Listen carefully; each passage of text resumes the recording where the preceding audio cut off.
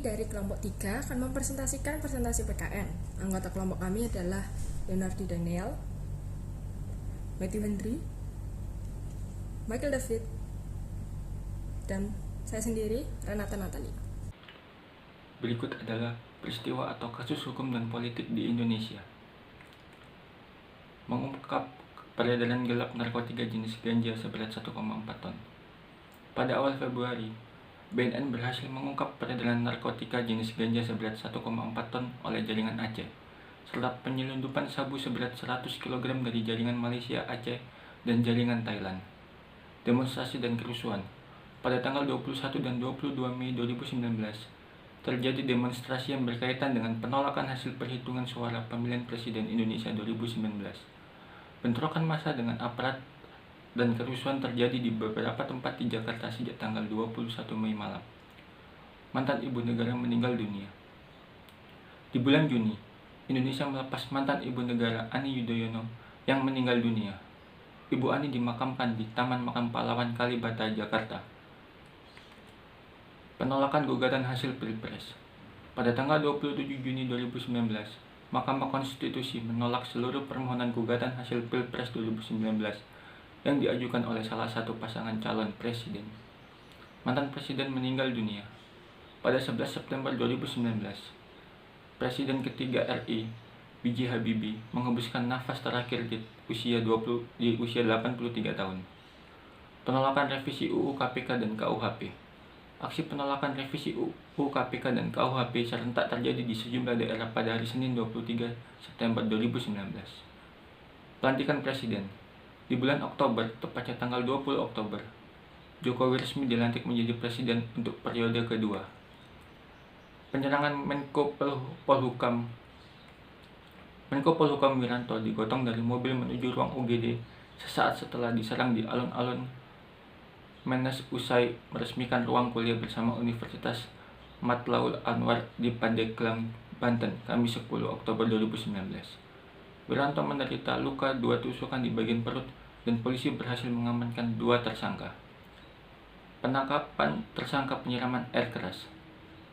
Tim teknis Bareskrim Polri berhasil menangkap pelaku penyerangan terhadap penyidik senior KPK, Novel Baswedan. Pelaku diketahui merupakan polisi aktif. Kedua pelaku ditangkap di Cimanggis, Depok, Kamis 26 Desember 2019. Halaman 20 yang membahas tentang kondisi Indonesia pada 10 tahun, 30 tahun, dan 100 tahun yang lalu. Kondisi Indonesia pada 10 tahun yang lalu, yaitu tahun 2010, Indonesia mengalami bencana alam seperti banjir, tanah longsor, gempa bumi, dan gunung meletus. Dan yang kedua, di Indonesia terjadi kerusuhan yang ada di Buwol, Tarakan, dan kota Koja.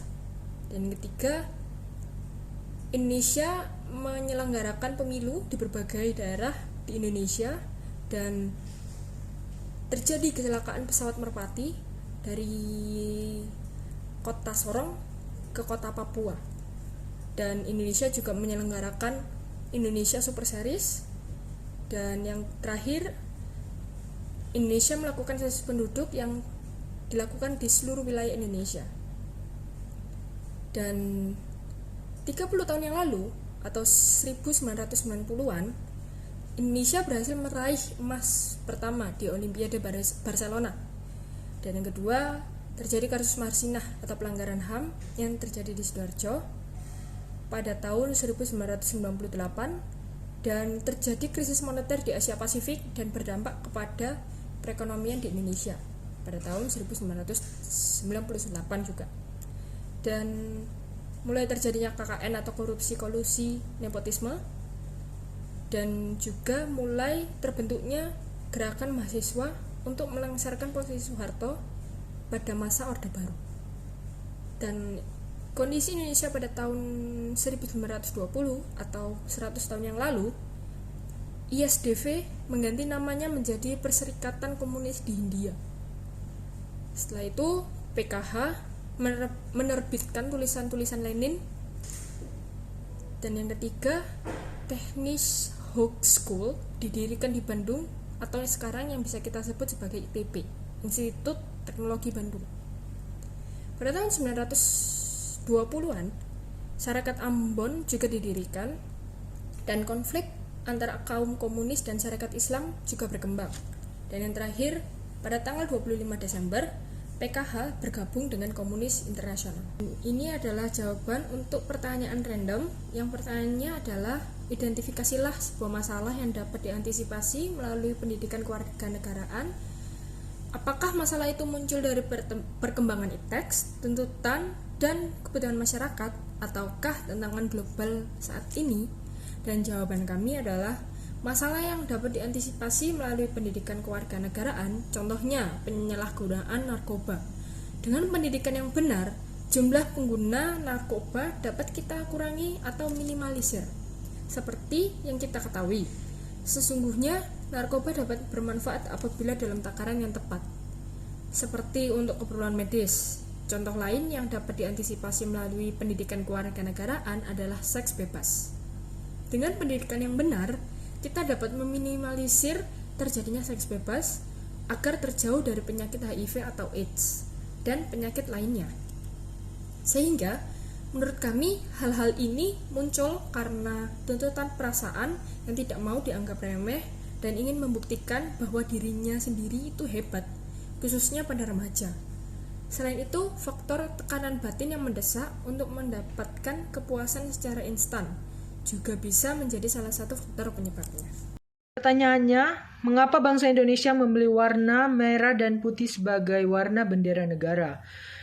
Jawabannya, karena menurut Soekarno, warna merah dan putih sangat kental dengan makna filosofis yang dikenal rakyat Nusantara sejak ribuan tahun yang lalu.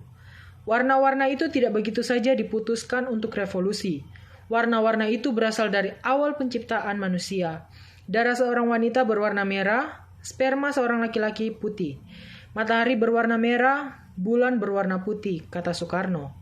Menurut Soekarno, tanah di Nusantara berwarna merah, sementara getah tumbuhan berwarna putih. Orang Jawa sudah menyajikan bubur merah putih selama ratusan tahun.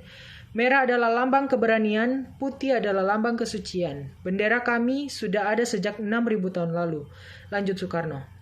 Jadi pertanyaannya, apakah Pancasila sebagai identitas sudah tercermin dalam sikap dalam perilaku bangsa Indonesia? Jawabannya tidak sepenuhnya, karena ada warga yang tidak melakukan kegiatan keagamaan sesuai dengan agama yang mereka anut. Begitu juga ada beberapa warga yang melihat sama warga Indonesia dari ras dan latar belakangnya tanpa memandang secara seimbang. Dan juga ada beberapa keputusan yang mereka buat tidak saling untuk tidak menghormati dan tidak melakukan komprimasi dan mentoleransi sama lain yang menyebabkan keputusan itu tidak sampai pada musyawarah di mana bersama warga masalahnya dapat dipecahkan sama-sama. Terima kasih telah menonton video presentasi kami. Sekian, terima kasih. Pertanyaannya, mengapa bangsa Indonesia memilih warna merah dan putih sebagai warna bendera negara?